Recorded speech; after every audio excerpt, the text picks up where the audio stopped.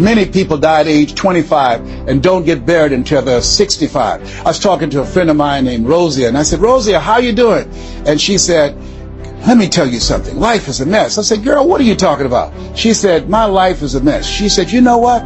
She said, I just was sitting up here thinking, I haven't lived. I haven't lived. She said, I've been working hard all my life, paying bills and taking care of my children, and my children are gone, and I've just been thinking, I haven't done anything. I said, why? What are some of the things you'd like to do? She said, travel. I would love to travel. I'd like to see the pyramids. I've never been to Paris. I want to go to Paris. I've never been there. There are things that I want to see, things I want to do. She said, I want to make a difference in young girls' lives, teenage mothers. I was a teenage mother. I want to be able to make a difference in their lives and see the impact that I had on their lives. And she mentioned a variety of things. And I remember a story about a lady who went to the doctor and she was diagnosed with terminal cancer. And she came home and she was sitting at a table and she was drinking some coffee, and all of a sudden she just looked up and she said, I refuse to die an unlived life. I refuse to die an unlived life.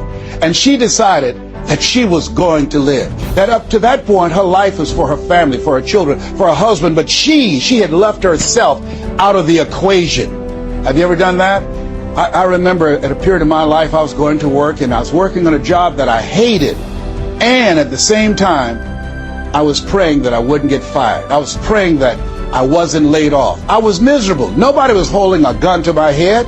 But I showed up every day, and I used a flimsy excuse. Well, I got to pay the bills. I've got a car payment I have to pay. I have a family. I have children. I have a car note, and I have a mortgage note I have to pay. I've got to survive. I was showing up for a paycheck. Ladies and gentlemen, that's not living. And a friend of mine said, you know when people change? And I said, no. He said, when they get to the point when they say, I've had it. I've had it. I think the only reason that you're listening to me right now, the only reason that you're watching this webinar, that there's somewhere in your heart of hearts that you've said, as you looked at your life, you said, I've had it. And not only have you said, I've had it, but you said also in your heart of hearts, I can do better than this. And let me share something with you. You can. Because if anybody told me, and I'm going to share some things with you that I've done, not for the purpose to impress you, but to impress upon you what the possibilities are when you work on your mind and have mindset development. Because I've found that how people live their lives is a result of their state of mind. It has been said, you don't get in life what you want, you get in life what you are. So part of the process, number one, is expose yourself to positive messages.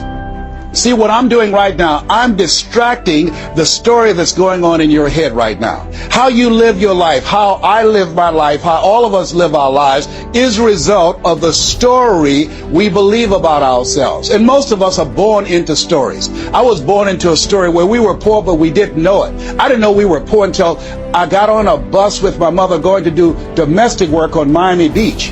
And when we crossed the Venetian Causeway and I saw those big, beautiful hotels, and I was in the homes with my mother making up beds and cleaning, and we ate the food left over from the families that she cooked for. And we wore the hand-me-down clothes of the children that she kept. And I kept saying, Mama, what is it, boy? As we got ready to pack up to go back home into Overtown and Liberty City and all the poverty and filth and the violence there, I said, why can't we stay here? Why can't we stay here? She said, Leslie, we can't. Why? Because we can. Why, Mama? Why can't we? She said, it's just the way it is. Now shut up. I was curious. I wanted to live like Mr. Sidursky lived. I wanted the big car that he had. I wanted that big home that he had. We lived in a 2-bedroom apartment. It was 7 of us, plus Mama. He had a big mansion, just 3 of them, 10,000 square feet. I said, Mama, what is it, Leslie? One day, I want to buy you something just like this. My brothers and sisters, when we were on the bus going back, they were just engaged in playful things. I was thinking and dreaming. Mama didn't understand why I was thinking like that, because I'd been exposed to positive messages. I had to take care of Mr. Sidursky. I had to shine his shoes and clean his office. And every day when he was listening to motivational messages, I was hearing those things too. Earl Nightingale, we become what we think about. All of us are self-made, but only the successful will admit it. In order to be successful, you must be willing to do the things today others won't do, in order to have the things tomorrow others won't have. Your mind is a machine. You must program yourself for success. Wow. When I heard those words, I said, wait a minute. I can program my mind for success. I can program my mind for wealth. You can too. Trust me. I've earned over $55 million in the last 28 years. Anybody told me that I would be doing what I'm doing right now? I spoke recently in Sweden. They paid me 40,000 euro for an hour speech. I had no idea that this Les Brown that you now see have the ability to do that. I used to work for the Miami Sanitation Department as a garbage collector. I used to be a janitor. I used to do door-to-door sales. I used to work for Sears in Miami on Biscayne Boulevard. I had no idea this Les Brown that you now see had the ability one day to give lectures at Harvard or Yale or Dartmouth University. I had no idea that this Les Brown existed. I don't tell you that to impress you, but to impress upon you. There is more in you. Simba, there's more in you than you have been expressing.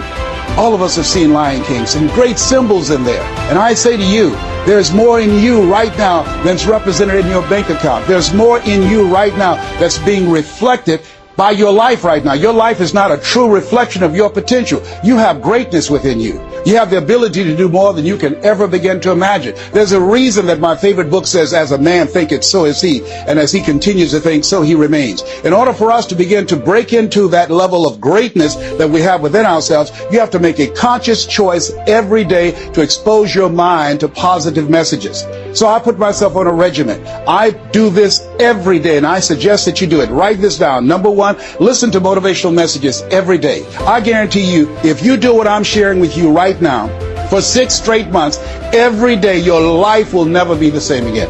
I guarantee it 100%. You listen every day for 1 hour to Creating Your Greatest Life, any of those messages, because faith comes by hearing and hearing and hearing. What it will begin to do is interrupt the story in your mind. It will override the story that you believe about yourself. It will distract all the negative thoughts that you have that's holding you back, that held me back for 14 years. When I used to go see the #1 motivational speaker on the planet, Zig Ziglar and Tony Robbins, and my heart said, I can do that. I love to help people. I'm just like my mother.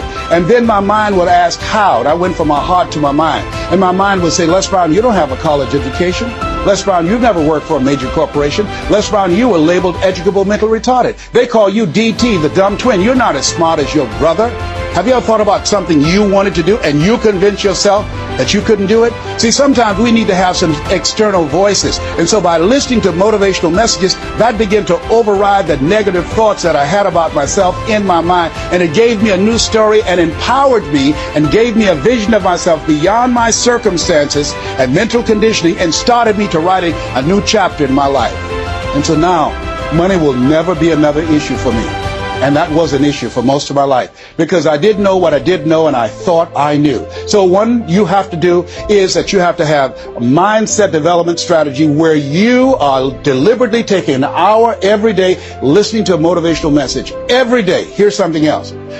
Read 10 to 15 pages of something positive every day. Why? And read it with conviction and stay focused. 10 to 15 pages every day. This is 7 days a week? Absolutely.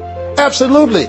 Every day. McDonald's know that you know where they are. Burger King know that you know where they are. But every day they have some advertising. They have billboards. They have radio. They have television. Why? Because by exposing you to those messages, that will begin to impact your behavior. It will drive you into the place to purchase what they're advertising. Now you're advertising for your greatness. And faith comes by hearing and hearing and hearing and hearing.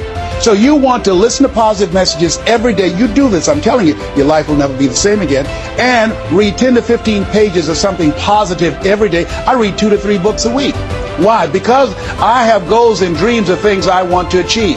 I want my life to count. I want to make a greater impact. At this stage of my life, I'm working on my children's education. A good man leaves a legacy for his children's children. So I'm working on their education at this point in my life. And as I begin to look at myself, in order to achieve more, to do more, I know I have to work more on my mind. And let me give you an example how this works. The most money I've ever earned in an hour and a half, $260,000. That's the most money I've ever earned in an hour and a half. A lot of people work a whole month and don't do that, or 6 months. Then, and this is the next thing I want you to do. I want you to look at your relationships, and I want you to upgrade your relationships. See, MIT did a study, and this study indicated that you earn within $2,000 to $3,000 of your closest friends. Not only did I start reading books every day and listening to positive messages, but I separated myself from my friends who did not have goals and who did not have dreams. Why? Because people rub off on you. It's called a mind virus. You earn within $2,000 to $3,000 of your closest friends. So when you upgrade your relationships, you got to ask yourself the question, who is it that I need to associate with, that I can learn from, that I can grow mentally, emotionally, spiritually, and financially? By aligning myself with another person that I can learn from. And Dr. Dennis Kimbrough said, if you're the smartest one in your group, you need to get a new group. Whoa, think about that. I was the smartest one in my group. Then one person called me who had been admiring me for years and said, Les, I want you to coach me and my trainers on how to tell a story and create value for an audience. And I want to share with you some things. I want to teach you some things, old man. I said, is that right? He said, yes. You always say you're never too old to learn and you're never too young to teach. I want to teach you some things. I said, okay, I'm open to that. Now let me share this with you. He blew my mind.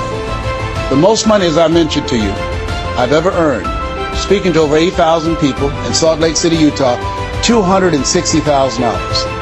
I did an event with this individual, just over 500 people, because of what I learned from him, because I upgraded my relationships. I earned over $410,000 in an hour and a half. I was excited, but I was also depressed, because I've been speaking for 28 years, and I started thinking about all the money that I left on the table, all the hotels and plane rides, all of the audiences I spoke to, all of the money that I missed out on because I didn't know that I didn't know, and I thought I knew. I was a big fish in a small pond. I can't tell you, if you don't get anything else, you have to look at your relationships and you've got to ask yourself the question, what is this relationship doing to me? See, has anybody ever seen something for you that you didn't see it for yourself? I didn't see that for myself. Maybe that's why my favorite book says, eye is not seen, ear has not heard, nor has entered the heart of mankind what God has in store for you. Because of what he saw in me, he inspired me. He gave me a vision of myself beyond my circumstances, beyond my mental conditioning, and beyond the job where I was, because I thought I was just a disc jockey. I love that. I master a microphone. You drop me in any city, I can master a microphone. I can turn a city upside down with a microphone.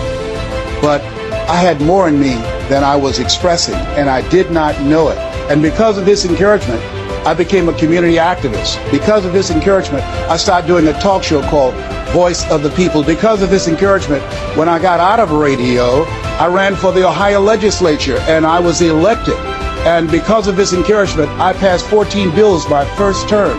Because of this encouragement, I was elected 3 times and became the chairman of the Human Resource Committee. Because of this encouragement, I became a public speaker. Because of this encouragement, I became an author. Because of this encouragement, I did a show for King World called The Les Brown Show, and they paid me $5 million, $2 million not to speak. Because of this encouragement, I produced specials for PBS, public television. They said, you couldn't do that. You don't have a college education. It's educational television. Because of his encouragement, I did so many things I had absolutely no idea that I could do. I encourage you to live full and to die empty. There's more in you right now than just working on a job where they pay you just enough to keep you from quitting and you work just hard enough to keep from getting fired. And when you make the decision and identify that key area of your life that you need to make a radical change, things will begin to open up for you. Now here's the other thing that's very important. Once you identify your goal, I want you to get, if possible, a visual picture of your goal. My major goal was to buy my mother a home.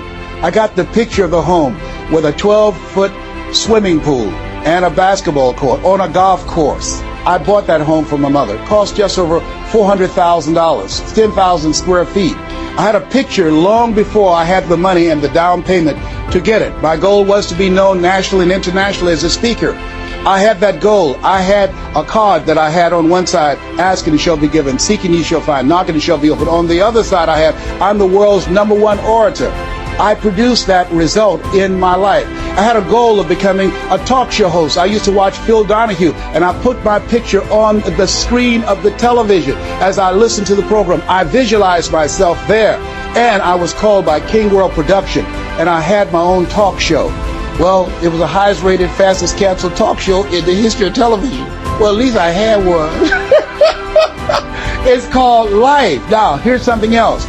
You will fail your way to success. Trust me on that. You can have a lot of failures, a lot of disappointments, but you will fail your way to success. Goethe says that which does not kill you will make you stronger.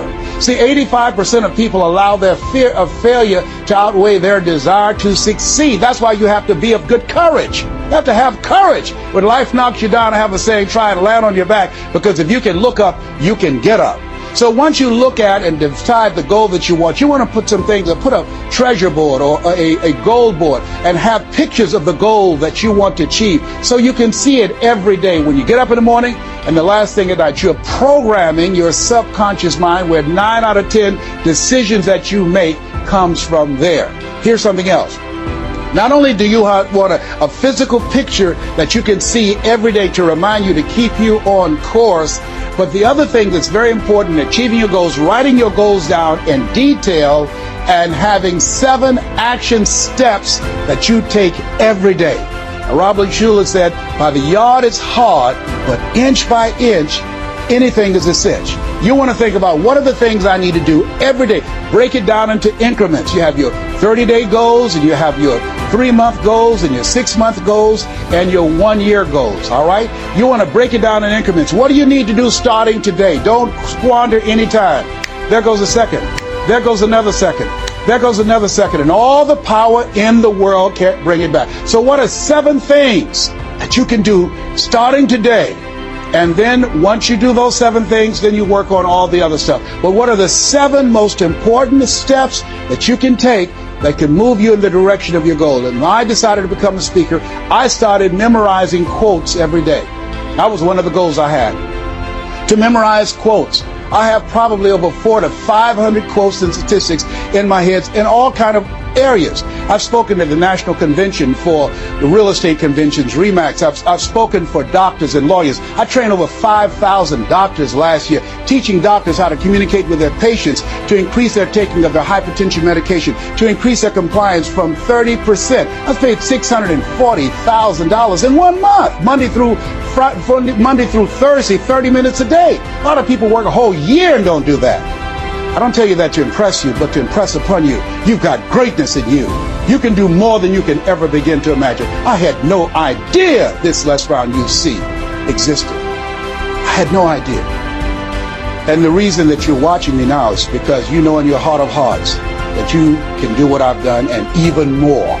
And so as you begin to think about that, think about writing your goals down, listening to motivational messages, changing your relationships, upgrading your relationships, thinking about 7 things you need to do every day, some radical change you need to make in you.